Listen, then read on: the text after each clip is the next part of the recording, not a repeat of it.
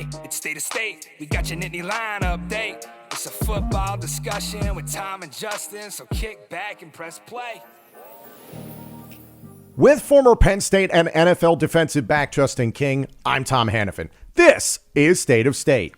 Please like, comment, subscribe, rate us, and turn on notifications. Follow us on social media at State of State Pod. Comment on our YouTube channel. And if you haven't done so already, you can become a member of our YouTube channel. For just 99 cents a month, you can get all upcoming episodes of State of State, plus our entire members-only playlist, ad-free, commercial-free. Hit the join button on our homepage or follow the link in the description of this podcast.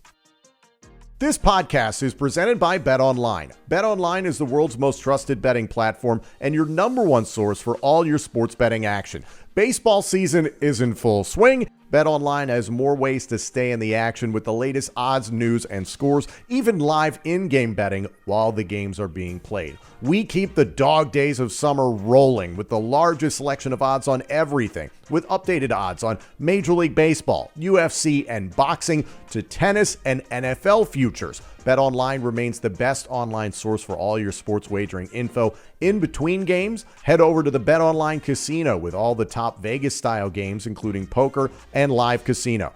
Penn State fans, are you feeling confident that the Nittany Lions can win college football's national championship next season? Lock in your futures bet at betonline.ag today. State of State is presented by BetOnline. The game starts here. State of State is a proud supporter of Blue White Outfitters. Blue White Outfitters was created as a retail shop meant to highlight the confidence, competitiveness, and fearlessness of the elite athletes found throughout the history of Penn State University.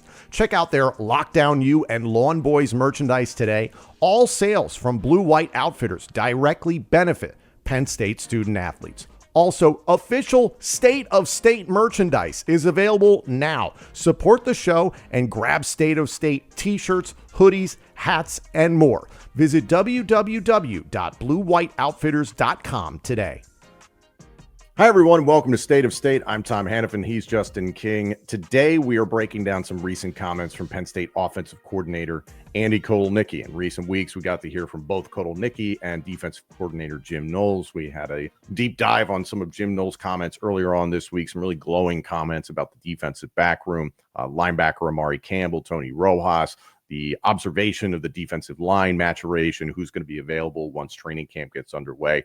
But today we want to focus on the offense, and, kind of hearkening back to what we talked about earlier on this week is, you heard Jim Knowles talk about the exchange of information when watching back the Ohio State and Penn State footage from this past year with the coaching staff, specifically with Andy Kotelnicki. Obviously, Penn State lost that game last year, and Jim Knowles was defensive coordinator for the Buckeyes, Kotelnicki, the offensive coordinator for the Penn State Nittany Lions. Kotelnicki commented on that, and he said, didn't really learn anything that was really surprising. It reinforced why you do some things and don't do things, a few tendencies we were aware of.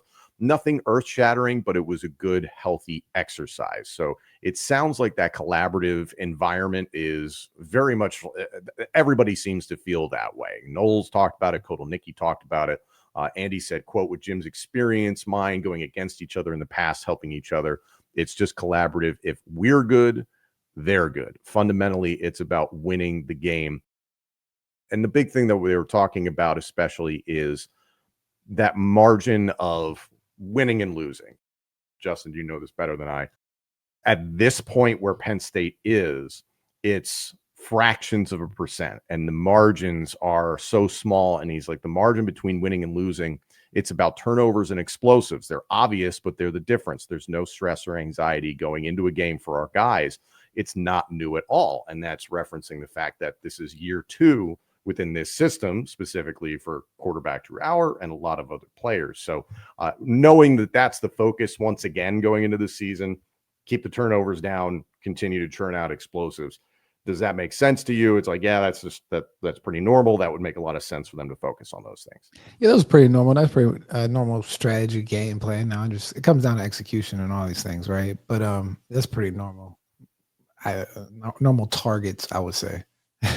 In terms of his comment there about watching back Penn State, Ohio State, saying he didn't learn anything that was absolutely like earth shattering. Sounds like he did learn things. I'm not trying to infer that Andy Kotelnicki was like, I didn't learn anything from Jim Knowles. It's like, no, it sounds like he did, but it didn't sound like he went into it being like, oh my God, how could we have missed this or something like that? Two very capable coaches. 100%. Because I mean, if we run our episode back from that game, it came down to players making plays, right? Like they were in there, we were in the inside the 10-yard line and got in the corner, makes a play man to man. I don't know if there's anything you can draw up you learn from that besides players make plays. But I think that's been the story of the Penn State, Ohio State the past couple of years. I don't think it's been just oh my God, they're just so much better coaches. And I think that's probably what you felt from Coach K.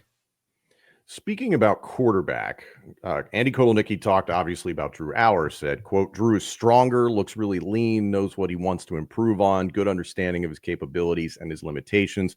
And he doesn't have a lot of limitations. He's improved his mobility from where he was in January to now. It's so effortless to install things with him. And it's just funny how over the years, the criticisms of Drew Allar have been there in terms of, I've been the first person to say, I'm like, please don't run this guy because I don't want to play the game against Rutgers a few years ago where he got hurt. I'm like, guys, like he's not built for this. He's worked on his body as the years have gone on at Penn State, and he's added that tool to his toolbox, which is encouraging. Now, again, are they going to give him 10 to 15 carries a game? I sincerely doubt that. That's just not a smart thing to do with that high value of a signal caller. But again, coming into this season where you do potentially have national title aspirations, your quarterback being in a situation where it was like, I'm not thinking very much. We're just doing. We're in year 2 of this offense. That's got to inspire a lot of confidence. I mean, you have, yes, it absolutely has to. And it's like, I mean, yeah, Drew has all the, he verifies on the spreadsheets and he has the intangibles, right? And then like you get to grow with the fact patterns of playing quarterback, and you get the same coordinator that you're going to battle with. You can kind of anticipate how he's approaching different problems that arise. You should have a lot of confidence. Again, take the thinking cap off a little bit and then just go into his natural instincts and ability, and those are off the charts. Kotelnicki talked about the backup quarterback situation, said, didn't feel like we had to dumb anything down between winter and spring in terms of the playbook. He said, quote, I thought Jackson Smolik and Ethan Grunkemeyer had a nice capstone to the spring game. So it sounds like there's some positivity regarding that backup quarterback spot. And I know a lot of people are potentially worried with Bo Prabula having transferred to Mizzou. It is a gap, and it is a spot where it's a position that remains to be proven, I guess, who that true backup quarterback is going to be behind Allar. Very quickly, Kotelnicki addressed wide receiver Trebor Pena, the transfer from Syracuse, who there's a lot of buzz about nationally, Justin, but very quickly, Kotelnicki had said Trebor has tremendous ball skills. He's quick, twitchy with the ball in his hands, very mature, obviously has been in college football for a long time. What have you heard about Trebor Pena internally at this point? I haven't heard too much. Nothing against him. I haven't asked either. I mean, this is the summertime is for the high school guys to, right, get found, see if they can make a splash, try to find a home in this new crazy landscape. So I've just seen the guys from just I'll say a character, just a personality standpoint, when they're out at camp, just kind of walking around and just how they interact with the high school kids. So like, it's cool seeing players from all teams interact with high school guys, whether they're giving them advice and how to coach, and it also sizes them up. So like, I've seen all the guys in that context in the summer. So I haven't heard anything from a play standpoint. Yeah, remains to be seen what these wide receivers are going to look like once they're on the field. Top 3 guys, potentially all transfers, and Kyron Hudson from USC, Devontae Ross from Troy, and of course the aforementioned Trebor Pena from Syracuse. So it's very much a wait and see. The strength of this offense that we know is going to be there is the running game. And Andy Kotelnicki talked about new running backs coach Stan Drayton, said he is just an absolute professional and has a tremendous track record of producing great running backs and great running games.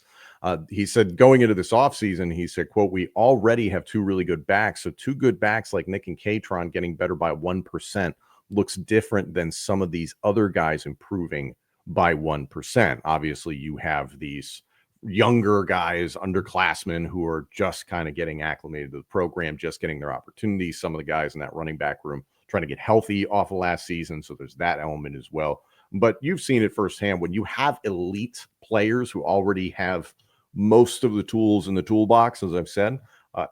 What does that 1% improvement often look like? I'm saying take the thinking cap off, but it's actually putting the thinking cap on, right? Where they really become extremely, I guess, maniacal in the study plans or Nuance. on the.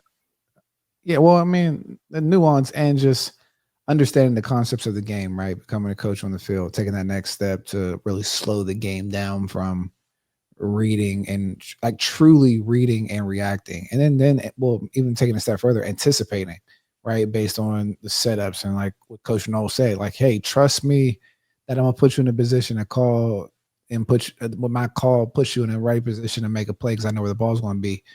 When you start feeling that as a player, like I know exactly where the ball's going to be. I know exactly why the coach is calling this. I know what the check's going to be from the offense. So I need to make sure that it looks like this instead of that. So when you're really starting to play chess instead of checkers out there, I think that's when those guys, those 1%ers take that next step and really start to dominate the game.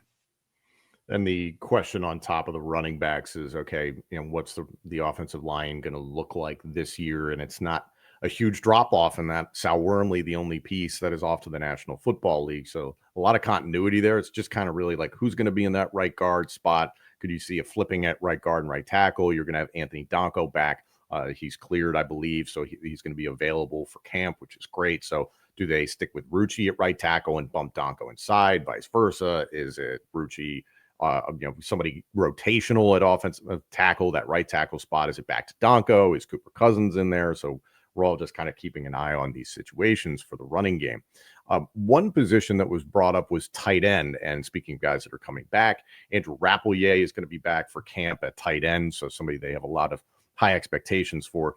Luke Reynolds, outside of Tyler Warren, the most flash last year, getting involved probably the most in the passing game outside of any other tight end named Tyler Warren.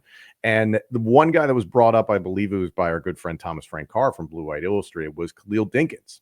And Andy Kotelnicki said, quote, I think Khalil Dinkins is one of the most unheralded guys on our offense. He did a lot of the dirty work last year for Tyler Warren. We have high expectations for him this year as his role continues to grow.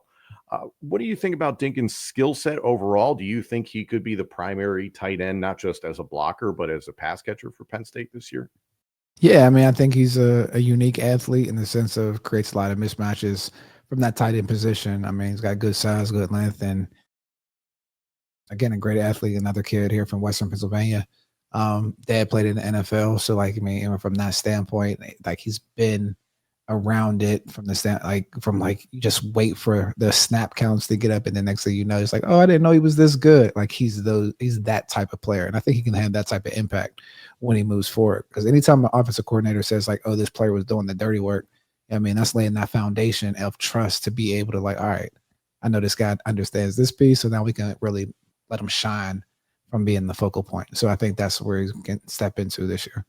Does this tight end room feel similar to you to when it was Strange, Johnson, and Warren? I've made that comparison in the past because now you have Dinkins, Reynolds, and Rappleyea back, and no disrespect to Joey Schlaffer as well, who's very talented, but you got a lot of tight ends that you can utilize in this room.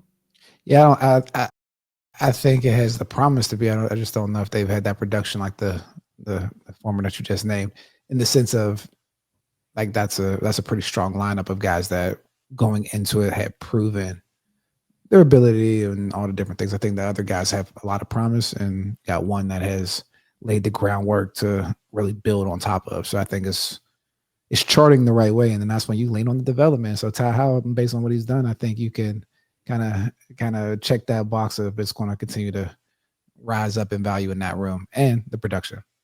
Howell's done an outstanding job with the tight ends, the aces. Last thing here from Andy Kotelnicki, and you know this very well from your time at Penn State in the National Football League. Kotelnicki said, iron sharpens iron. Our guys are going against Denai Dennis Sutton, Zane Durant, Zakee Wheatley, etc. I care about winning when you have these high-capacity individuals, and they're about collaborating and winning as a team. You can get a lot done. You know what it means to go up against top-flight talent in practice. Iron sharpens iron, that sort of thing. But you also continue to hear that word collaboration from every person speaking about this program. So knowing what Penn State could be defensively going into this upcoming season, does that encourage you tremendously? And what memories do you have of going up against somebody defensively versus offensively that was like, this guy just made me better? I mean, that was my whole college career, right? I mean, just playing against Jordan Norwood and Derek Williams and Dion Butler, like just that trifecta of receivers, just like the skill set that they even possessed was completely different, right? You had Jordan that was very sudden and quick and shifty out of his breaks and catching everything. So you had to play him a certain type of way. You had Derek, who was like a bigger body, quick, shifty dasher. I mean, Derek was bigger than I think a lot of people give him credit for. He was a yoked up, like more like built like a running back. It was thick. Yeah, it was like, like a Debo, not now Debo, but like like a Debo Samuel's type of player, right? And like Percy Harvin, not built, so like you had to play him a certain type of way, and like he had a different creative bag than some of the other guys. And then you had Dion Butler, who was just a deep threat and a super slippery receiver that can make you look stupid off the line of scrimmage. So like being able to work on all those different things against those guys definitely helped me as a corner, and that's what you see across the country, right? Like even going to places like Ohio State and the DBs that they produce, or Penn State, like look at the receivers being gone against. They were good. Like when Jahan Dotson and all these guys are coming through, you got to cover these guys in practice, and it's a great eval to see if you can play on Saturdays, right? So like I think that is a great benefit of iron sharpening iron, and you have to get a culture of guys that want that, especially in this day and age where everybody kind of runs from competition and transfer portal. So to create even that environment of iron sharpens iron, you have to really be strategic in your talent acquisition process to make sure you have players that want that too, right? Because if you got guys that don't want sharpen iron, you just got a pretty much passive culture and TikTok culture. So I mean, but they've done a good job not to have that. So I think that's pretty cool when you start to see like the ultra competitive environments and what players are attracted to it. You can talk about being a developmental program as a coaching staff, but if the people actually looking to be developed aren't a part of that process, aren't bought into that process, and you don't have that collaboration from coaches to players, the entirety of the staff, then it doesn't really matter what your messaging is of what you are as a team. You either are or you aren't, and everybody has to be bought into that. If one guy is just going to be like, hey, I'm good, I don't really want to be tested in practice, and it's like, Penn State's probably not for you. No, that's real. Let us know what you think in the comment section on YouTube. Get at us on social media. Tell us how you're feeling about the offense in the lead up to training camp. A lot of critical pieces on both sides of the ball are going to be back, going to be available once training camp gets underway. A lot of positive things. The collaboration for this staff, for this roster sounds very, very encouraging at this point in the year. And now it's just wait and see. We'll have all that coverage right here on State of State.